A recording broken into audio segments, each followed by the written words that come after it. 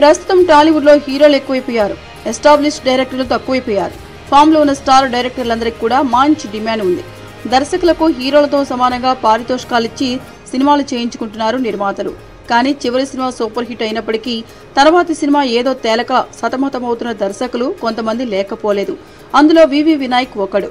ఈ సంక్రాంతికి ఆయన నుంచి ఖైదీ నంబర్ 150 లాంటి బ్లాక్ బస్టర్ వచ్చింది. కానీ ఆ సినిమా విడుదలై 5-6 నెలలవుతున్నా ఇప్పటిదాకా వినాయక్ తర్వాతి సినిమా ఖరారవ్వలేదు.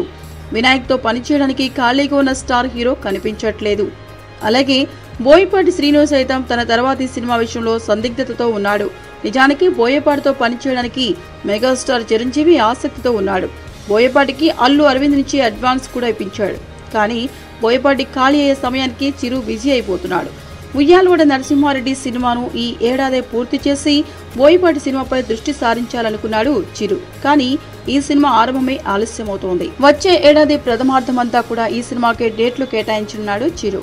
మామూలుగా బోయపాటి ఒక సినిమా పూర్తయ్యాకే మరో సినిమా స్క్రిప్ట్ పని మొదలు పెడతాడు. అందుకు 4-5 నెలల సమయం తీసుకుంటాడు. బెల్లంకొండ శ్రీనివాస్ తో చేస్తున్న జయ జానకి నాయిక ఆగస్టు 11న విడుదలవుతోంది.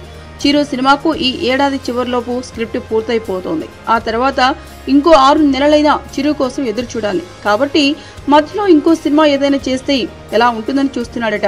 కానీ బోయపాటి అడిగిన సమయంలో డేట్లిచ్చి అతడితో సినిమా చేసే స్టార్ హీరో ఎవరో చూడాలి.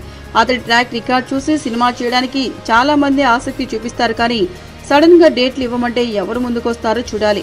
ఒకవేళ వేరే హీరోతో సినిమా మొదలు పెట్టినా చిరు ఖాళీ అయ్యే సమయానికి బోయపాటి ఆ ప్రాజెక్ట్ నుంచి బయటకు వచ్చేస్తాడా అన్నది డౌట్.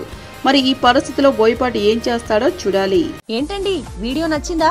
అయితే ఓ లైక్ వేసుకోండి, లేదంటే ఓ కామెంట్ చేయండి. ఎప్పటికప్పుడు మా వీడియోస్ చూడాలంటే సబ్స్క్రైబ్ చేసుకోండి.